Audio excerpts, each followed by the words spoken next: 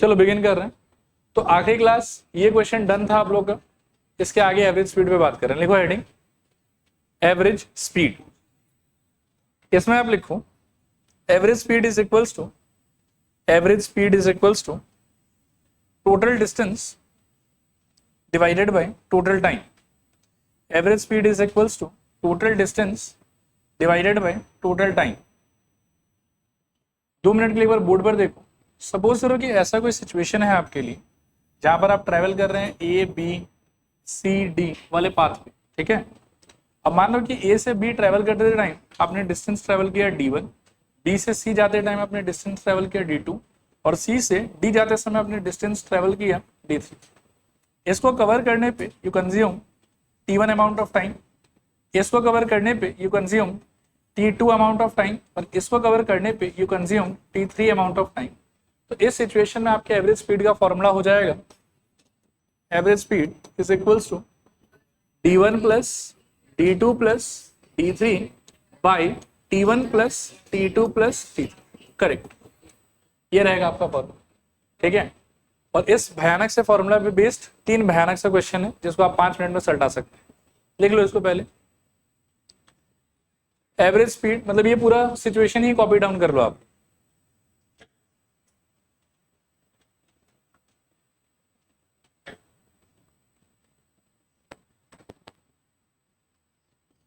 ठीक है, पहला क्वेश्चन देख रहे हैं इस आइडिया पे। देखो ये वाला, Pankaj covers first 100 kilometre in 3 hours and next 180 kilometre in 4 hours, find his average speed. तो पंकज ने टोटल डिस्टेंस कितना कवर की? 100 प्लस 180। लिखो average speed is equals to मेरे ख्याल में 100 प्लस 180 अपॉन में मेरे ख्याल में 3 प्लस 4, सो 280 अपॉन में मेरे ख्याल में 7। दिस इज इक्वल्स टू घटी कितना आ जाएगा 40 और यूनिट क्या होगा आपका? Kilometre per our. करेक्ट, ठीक है। नेक्स्ट क्वेश्चन देखो, a person travels for 40 kilometre for 2 hours and then 100 kilometre at 50 kilometre per hour, find his average speed. तो यहाँ पर देखो मैं क्या समझ रहा हूँ कि 2 केस है मेरे पास। पहले केस में स्पीड और टाइम दिया हुआ है और दूसरे केस में मेरे को डिस्टेंस और स्पीड दिया हुआ है। लेकिन एवरेज स्पीड निकालने के लिए मेरे को दोनों केस का डिस्टेंस चाहिए और दोनों केस का क्या चाहिए? टाइम चाहिए। तो जिस केस में जो गायब है वो आप निकाल लो, ठीक है, और उसके अंदर फिर सेम फॉर्मूला हम अप्लाई कर देंगे। तो पहले केस में मेरे ख्याल में स्पीड कितना है हमारा 40 और टाइम कितना है हमारा 2 आवर्स। तो डिस्टेंस कितना हो जाएगा? Speed into time that is equals to 80 kilometre. और सेकेंड केस में आपके पास में डिस्टेंस है मेरे ख्याल में 100 किलोमीटर, ठीक है, और आपके पास में स्पीड है मेरे ख्याल में 50 किलोमीटर पर आवर, ठीक है। तो टाइम आपका हो जाएगा distance divided by speed that is equals to 100 by 50, cancel करोगे तो शायद से 2 आवर्स। अब आपका वही नॉर्मल फॉर्मूला एवरेज स्पीड का। Average speed is equals to total distance यानी कि 80 प्लस 100 अपॉन में मेरे ख्याल में टोटल टाइम यानी कि 2 plus 2, this is equals to 180 by 4 और सॉल्व करने पे शायद ये आ जाएगा 45 और यूनिट क्या होगा? Kilometre per our. ये आपका आंसर है, ठीक है। अगला क्वेश्चन देखो, नंबर 9। ये भी बिल्कुल ही बकवास सही सवाल है। देखो एक बार, a cyclist travel for 1 hour at इतना speed and next hour at इतना speed, find the average speed. अब इसमें देखो अगर कुछ 2 घंटा 3 घंटा होता तो थोड़ा मेहनत करते डिस्टेंस निकालने के लिए। बाकी यदि 1 आवर ही है तो जितना स्पीड है उतना ही डिस्टेंस पे ट्रेवल किया होगा। आया बात समझ? तो पहले 1 घंटे में डिस्टेंस ट्रेवल भी कितना रहा होगा? 40 किलोमीटर और अगले 1 घंटे में डिस्टेंस ट्रेवल कितना रहा होगा? 30 किलोमीटर। तो टोटल डिस्टेंस ट्रेवल कितना हो गया? 70 किलोमीटर। टोटल टाइम कंज्यूम्ड कितना हो गया? 2 घंटा। तो 70/2 35, वही आपका आंसर है। लिखिए here average speed is equals to 40 plus 30 by 1 plus 1 that is equals to 70/2. This is equals to 35 kilometre per our. 35 kilometre per our. देखो इसके साथ में एवरेज स्पीड भी खत्म। इतना ही क्वेश्चन था बुक के अंदर में। नेक्स्ट हेडिंग लिखो आप लोग, relative speed. Relative speed relative speed, relative speed.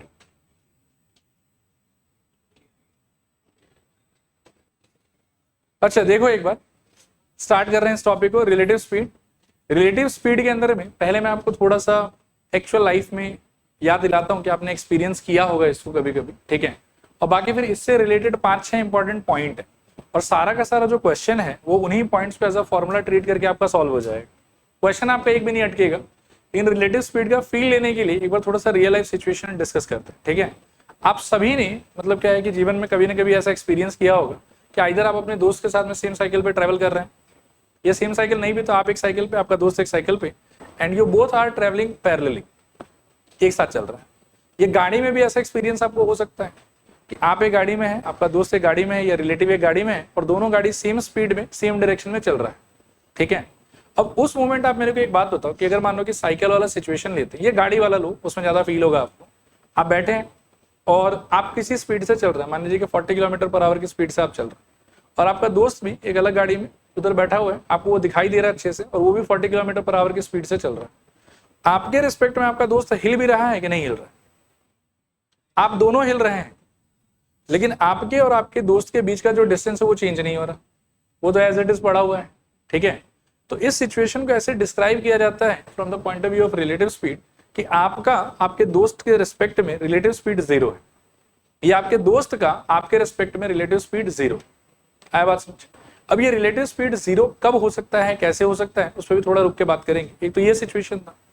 दूसरा सिचुएशन, आपने कभी कभी ट्रेन में अगर आपने ट्रैवल किया है अच्छे खासे फ्रीक्वेंसी में, तो आपने इस चीज को फील किया होगा कि आप अगर एक ट्रेन में बैठ के जा रहे हैं शांति से, 50-60 की स्पीड में ट्रेन चलता है, तो नॉर्मली आपका ट्रेन चल रहा है, आपको कुछ खास फील नहीं हो।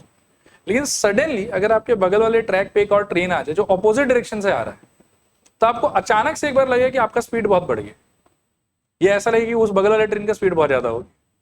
आया बात समझ? ये भी रिलेटिव स्पीड का ही इफेक्ट। आया बात समझ?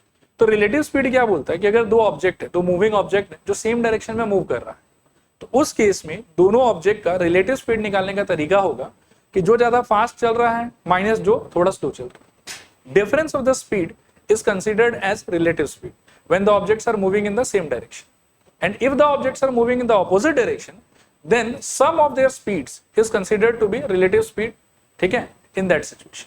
ये बात आया समझ? और ये जो मैं आपको बता रहा हूं, ये दोनों सिचुएशन को बहुत अच्छे से जस्टिफाई भी कर रहा है।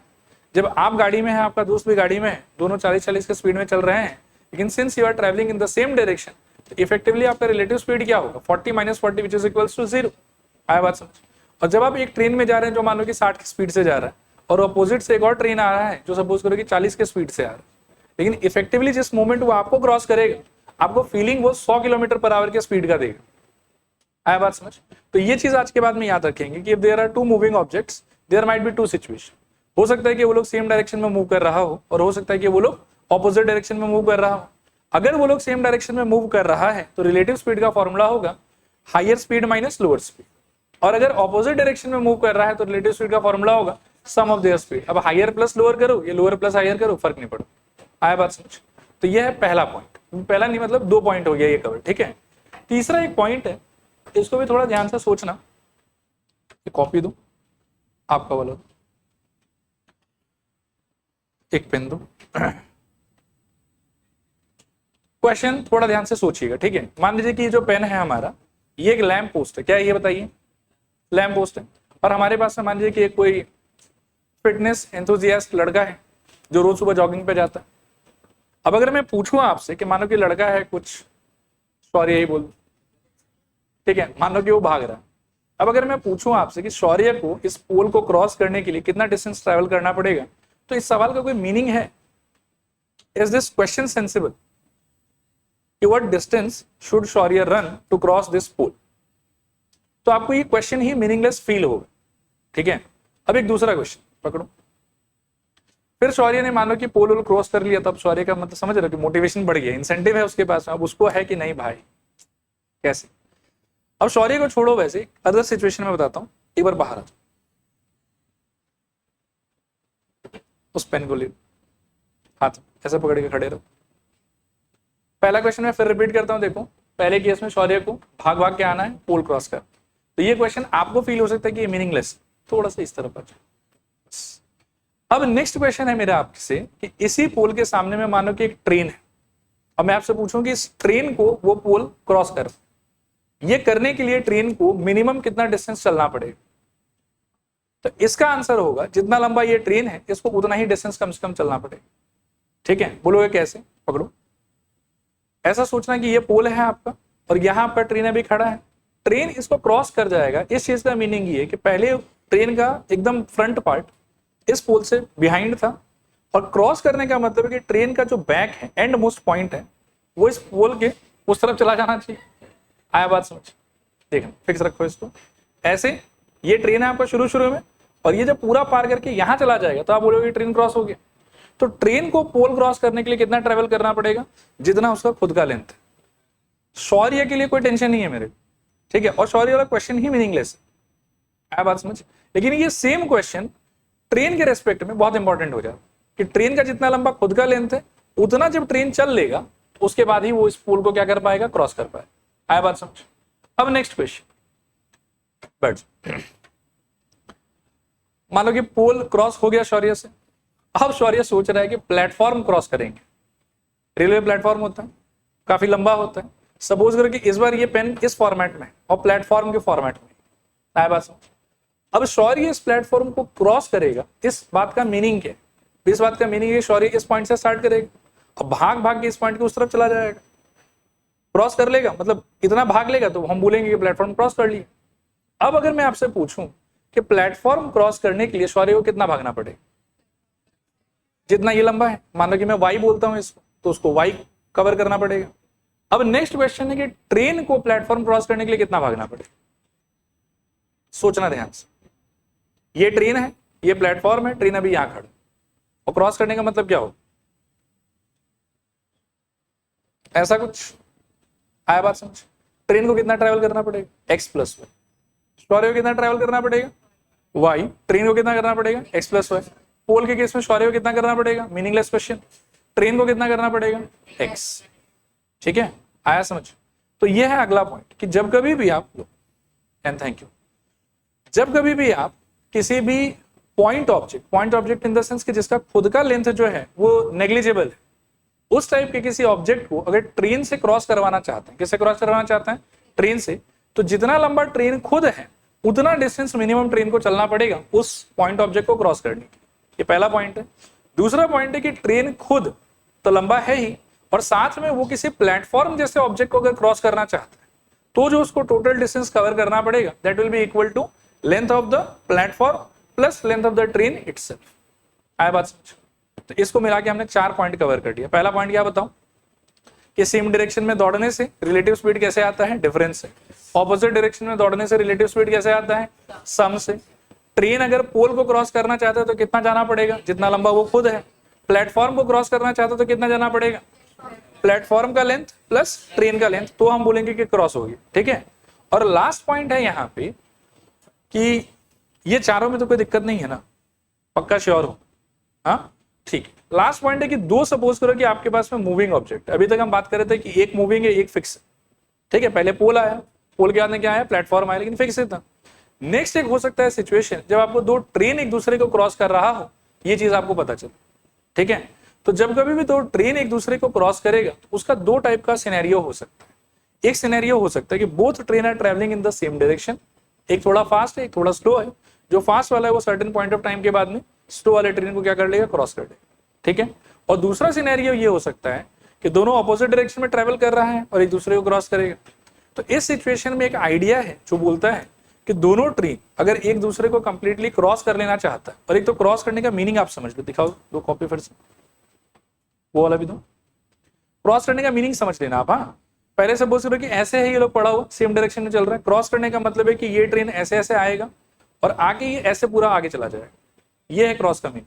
ठीक है, और ऑपोजिट में चल रहा है तो देखो ऐसे आ रहा होगा ये लोग, एक मोमेंट में मिलेगा स्टार्टिंग पे, और फिर ये दोनों ट्रेन जब ऐसे पार हो जाएगा तो बोलेंगे क्रॉस हो। ये है क्रॉस करने का मीनिंग।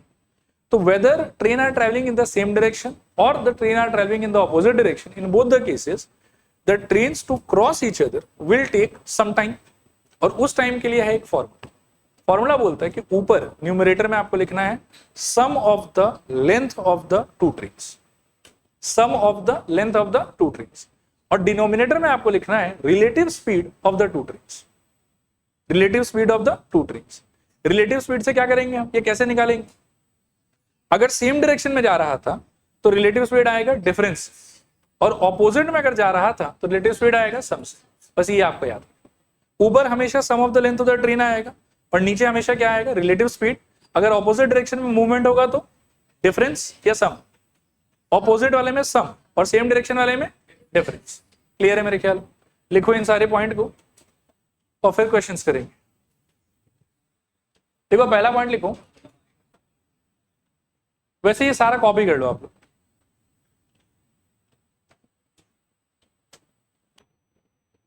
चलो इसके बाद 2 पॉइंट और है, उसको भी कर लो कॉपी।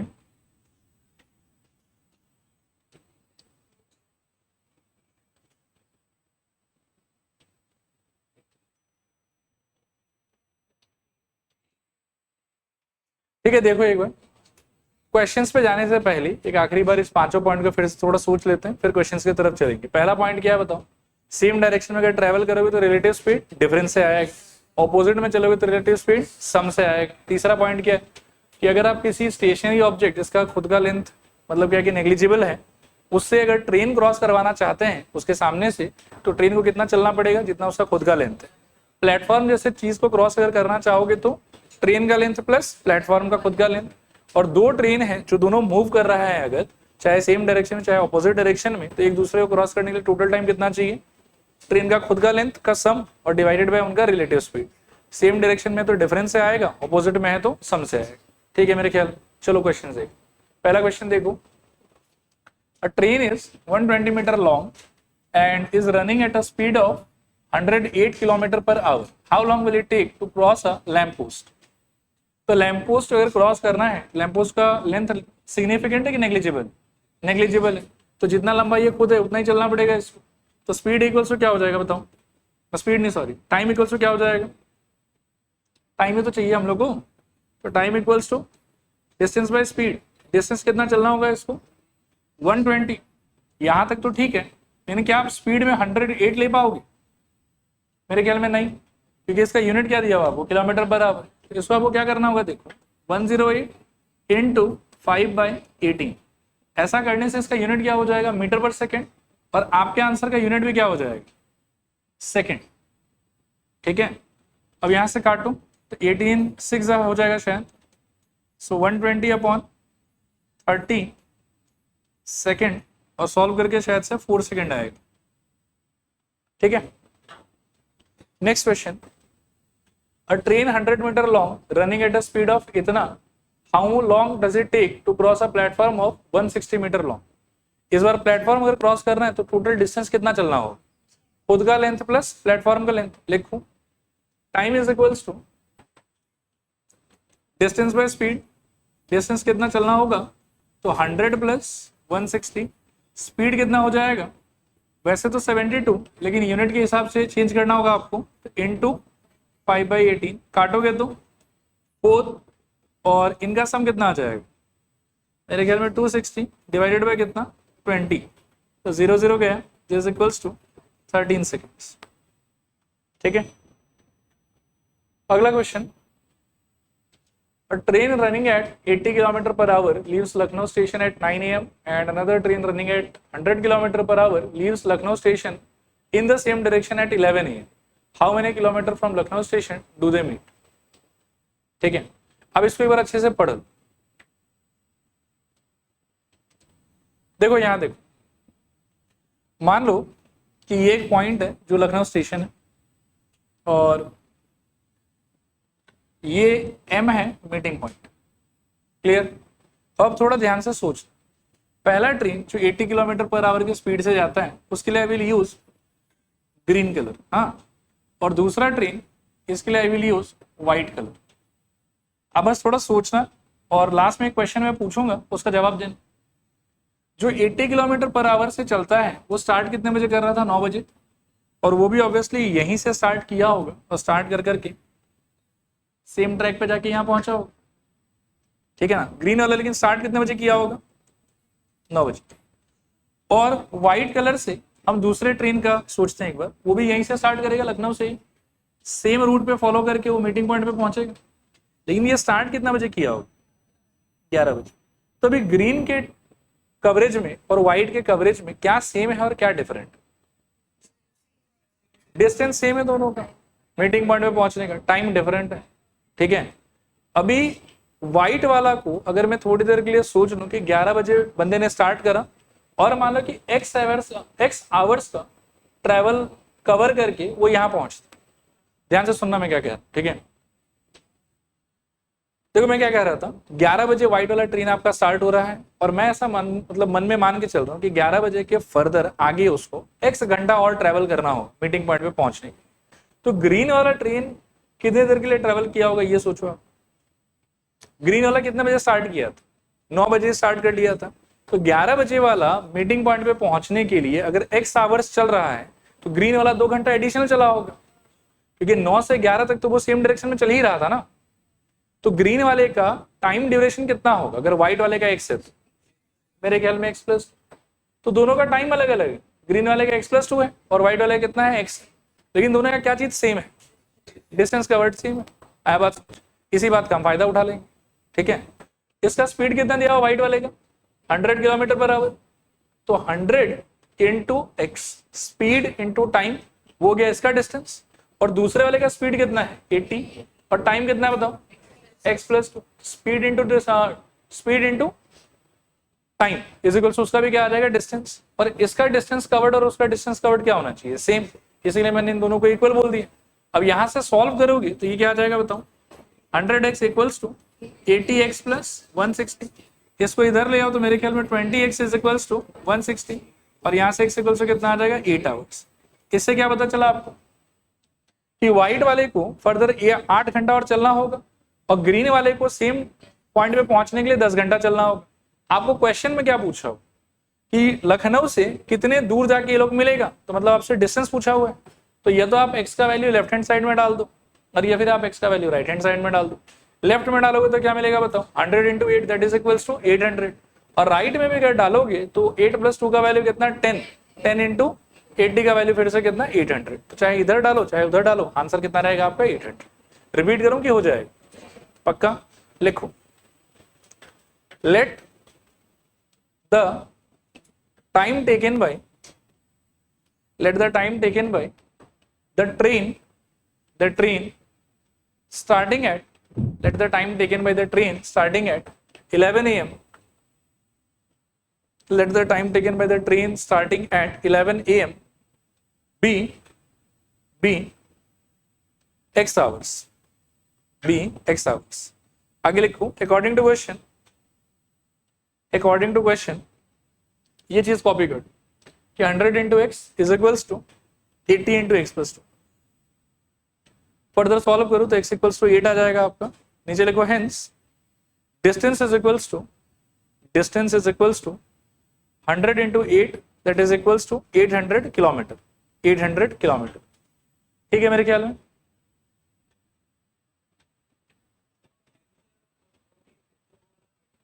हाँ, मतलब स्टेशन बोलो, पॉइंट बोलो, जो भी बोलो, हाँ वहां मिल जाता है बस। ठीक है, चलो अगले क्वेश्चन पे चल रहे हैं। यहां से डाउट, चलो आगे चल रहे हैं। यहां से देखो, इसको देखो, ये सीधा फॉर्मूला बेस्ड ही है ये वाला। 2 trains 110 metre and 90 metre long are running in the opposite direction, 40 kilometre per hour and 50 kilometre per hour इनका स्पीड है। At what time will they cross each other completely from the moment they meet. तो opposite direction है तो relative speed कैसे निकलेगा? सम से, और cross करने के लिए इन दोनों का sum divided by relative speed, यही आइडिया था। तो लिखो, time is equals to 110 plus 90 upon में, वैसे तो मेरा मन था कि 40 प्लस 50 लिख के छोड़ दो, लेकिन ऐसा कर नहीं पाऊंगा। देखो समस्या क्या है, इसके पास यूनिट है मीटर और इसके पास क्या है? Unit kilometre per our. तो दोनों को सेम जगह पे लाना पड़ेगा। लाने के लिए इसको किससे मल्टीप्लाई करना होगा? 5/18 से, और इसको भी 5/18 से। बाकी आई विल से कि 18 आप कॉमन ही ले लो, इसका वैल्यू आ जाएगा कितना? 200। नीचे से जो 18 कॉमन आएगा वो बिल्कुल ऊपर आ जाएगा आपका, और अंदर बचेगा नीचे 40 इंटू 5 कितना? 200, और यहां से मेरे ख्याल में 250। ठीक है, सॉल्व करो इसको। This is equals to 200 into 18 upon में मेरे ख्याल में 450। ठीक है, 1 0 गया, फिर 5 से बढ़ाओगे तो 4 और नीचे मेरे ख्याल में 9 और यहाँ से 2 तो यहाँ से 8 और यूनिट मेरे ख्याल में हो जाएगा इसका सेकेंड्स। ये थोड़ा ध्यान रखें, 8 सेकेंड। ठीक है, बाकी कैलकुलेशन आप खुद से भी कर सकते हो, आंसर सेम ही आना चाहिए। चले आगे, अगला क्वेश्चन देखो, सिमिलर आइडिया पे ही बेस्ड है। देखो ये क्वेश्चन भी वैसे तो है उसी आइडिया का, इसमें लेकिन क्या है कि एक ट्रेन का लेंथ आपको शायद दिया हुआ है, कितना दिया हुआ बताओ, 130 मीटर, और दूसरे ट्रेन का आपसे पूछा हुआ, उसको आप मन में मान लो कि x। ठीक है, फिर दोनों ट्रेन का आपको स्पीड दिया हुआ है 90 और 126, और ये भी बोला हुआ कि they are running in same direction. तो रिलेटिव स्पीड कैसे आएगा, डिफरेंस से कि सम से, डिफरेंस से। और क्रॉस करने के लिए जो टाइम रिक्वायर्ड है उसका आंसर भी बता ही दिया आपको, कितना होना चाहिए, 25। तो आप फॉर्मूला का फॉर्मेट लगाओ, उसमें एक जगह पे x रहेगा, सॉल्व करके आपका आंसर आ जाएगा। फॉर्मूला का फॉर्मेट क्या होगा, sum of the length of the train ऊपर divided by relative speed of the train और इज इक्वल्स टू में टाइम रहना चाहिए। आओ फॉर्मूला बिठाते हैं। पहले ट्रेन का लेंथ कितना है 130, दूसरे ट्रेन का लेंथ कितना है x। रिलेटिव स्पीड का बात करोगे तो 136 माइनस 90 होना चाहिए था, लेकिन यूनिट को लेके थोड़ा झमेला है, तो इनटू, अच्छा sorry 126, so 126 into 5/18 minus 90 into again 5/18, this is equals to 25। अब 126 इंटू 5/18 माइनस 90 इंटू 5/18 बचेगा कितना, मेरे ख्याल में 36 into 5/18, this is equals to 25। ये समझ में आता है, ये कुछ ऐसा ही बात हो गया कि 126x माइनस 90x क्या हो जाएगा 36x। उसी तरीके से इसको सिंप्लीफाई कर लिया, चलेगा ना। बाकी काटूं तो 18 से कितना हो जाएगा 2, सो आपको मिलेगा 130 प्लस x अपॉन में 10 is equals to 25।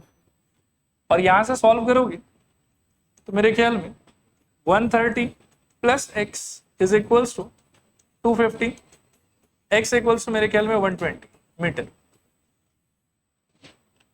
x equals to 120 metre. Clear मेरे ख्याल में। इसको देखो, इसमें भी देखो, मैं फिर से वही आपको बता देता हूँ। मानो कि ये स्टार्टिंग पॉइंट है और ये मान लो कि आपका एंडिंग पॉइंट, ऐसे घूम घूम के आप जाओ। एक बार आप मानो कि ग्रीन से जा रहे हो और एक बार आप मानो कि येलो से जा रहे हो, सेम ही रूट पे जा रहे हो। हाँ, एक केस में आपको क्या बोला जा रहा है कि आपका मान लो कि ऐसे एज्यूम कर लेते हैं कि नॉर्मल जो स्पीड है हमारा वो कितना रहेगा x, और नॉर्मल जो टाइम रिक्वायर्ड है हमको वो हो जाएगा सपोज करो t। ठीक है, तो ये जो येलो वाला डिस्टेंस है ये कितना हो जाएगा x into t. Speed is equals to distance by time, distance equals to speed into time. Green वाले के टाइम पर ये क्या बोल रहा है कि स्पीड को थोड़ा कम कर लो, जितना होना चाहिए था उसका बस 7/11 पार्ट ही लो, और इस सिचुएशन में समय कितना लग जाएगा आपको 44। तो this into 44 will represent the green distance and x into t will represent the yellow distance, but both are what same। तो बस आंसर आ जाएगा हमारा। लिखो, let the normal speed be x and the normal time be t and the normal time be t। फिर लिखो, according to question 7/11x into 44 should be equals to x into T.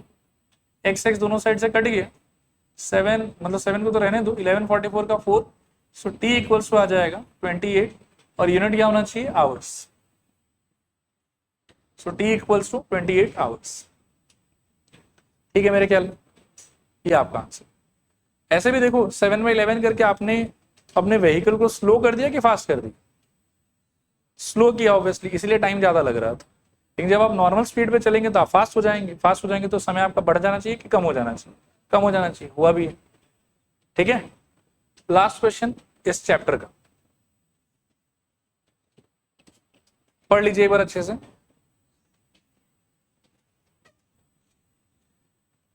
एक बार question से बाहर निकलते हैं, कुछ normal बात करते हैं पहले, फिर घूम के क्वेश्चन पे आएंगे। वैसे तो देखो दिवाली बहुत दूर है यहाँ से, लेकिन ऐसा मन में सोचो कि दिवाली बस आने ही वाला है और आप क्लास 11 में हैं तो काफी वेले हैं आप, काम नहीं है आपके पास।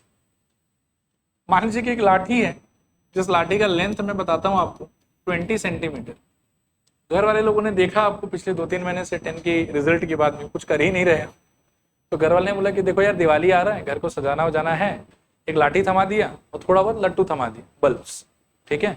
बोला कि इस लाठी पे एक बढ़िया डिजाइन में लगाओ इसको, घर के बाहर इसको टांगना है, दिवाली के टाइम पर मजा आना चाहिए, बढ़िया दिखना चाहिए, ऐसा बोला आप। आपने बोला ठीक है, मैथमेटिक्स आपको थोड़ा बहुत आता था तो आपने सोचा कि सिमेट्रिक सब कुछ रखें, अच्छा लगेगा, तो आपने प्लान किया कि 2-2 सेंटीमीटर पे हम लट्टू लगाएंगे इस लाठी के ऊपर, ठीक है। अब मेरा सवाल आपसे ये है कि इस लाठी को पूरा भरने में कितना लट्टू कंज्यूम हो जाएगा? वेरी गुड, मैं बिल्कुल ये एक्सपेक्ट कर ही रहा था कि आप 10 बोलिए, ठीक है, ताकि मुझे भी कुछ बोलने का मौका मिले। हाँ, आंसर एक्चुअली 11 है, मैं एक्सप्लेन करूंगा कि वो 11 क्यों है, ठीक है। देखो 10 नहीं सॉरी क्या कर रहा हूँ, बह गया मैं। 20/2 इक्वल्स टू कितना? 10। आ रहा है बात समझ? जनरली दिमाग में यही आता, लेकिन आओ थोड़ा सा इसको प्रैक्टिकली करके देखते। पहले मार्किंग कर लेते हैं, 0, 2, 4, 6, 8, 10, 12, 14, 16, 18 और लेट्स से यहाँ 20 इंटू, ठीक है। अब लट्टू काउंट करो आप,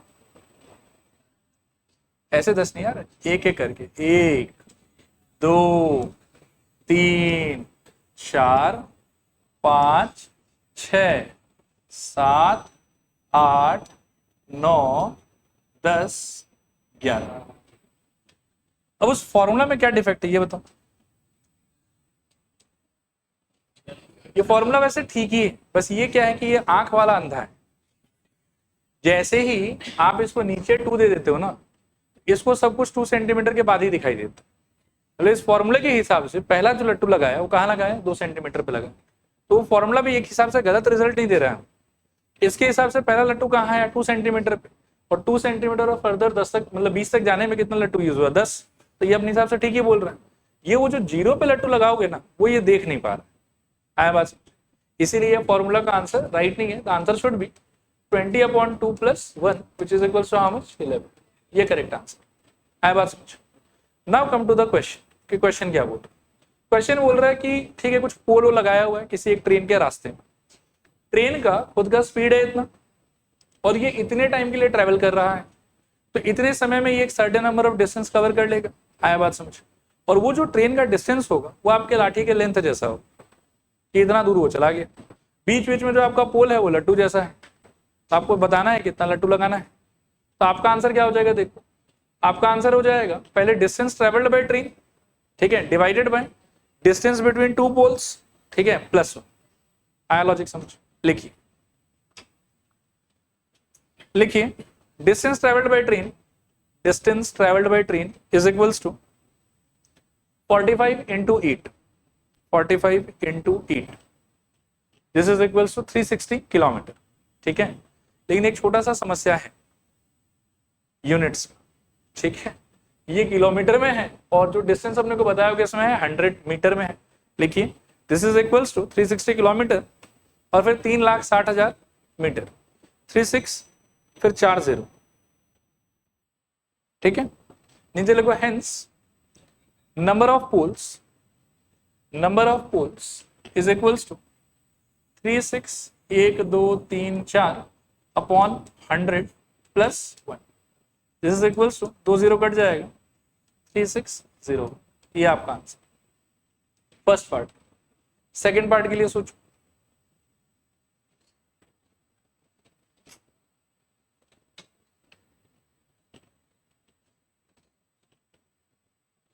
करें डिस्कस। हाँ 50 मीटर, देखो विराज कितना इंटेलिजेंट होगी, वैसे राइट है, करेक्ट।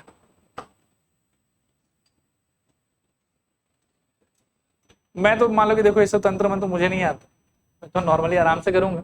तो आराम से करते समय मैं क्या कह रहा था कि पिछले बार जो ये 100 था वो इस बार मेरे लिए हो जाएगा x, नहीं पता। डिस्टेंस ट्रेवल्ड अभी भी उतना ही है 360 किलोमीटर, मीटर में कन्वर्ट करके कितना हो जाएगा 3640 metre divided by x distance between two poles plus 1 should be equals what total number of poles, और टोटल नंबर ऑफ पोल्स कितना बताया 720। इस वाले इक्वेशन को सॉल्व करेंगे वहां से x आ जाएगा। लिखूं let the distance between two poles, let the distance between two poles is equals to x। आगे लिखो according to question 3 6 1 2 3 4 by x plus 1 is equals to 7 2 0। ये वन को वहां ले जाओ 3 6 1 2 3 4 by x equals to 7 2 0 0। So x equals to 3 6 1 2 3 4 divided by 7 2 0 0। ये cut गया मेरे ख्याल में 36 से काट, मतलब हाँ चलो 36 से काट लो तो 100 और नीचे आ जाएगा शायद से 2 और कट के आ जाएगा 50, जो विराज ने पहले ही बता दिया था x equals to 50 metre. Clear मेरे ख्याल में। इसके साथ में क्वांटिटेटिव एप्टीट्यूड पूरा का पूरा समाप्त।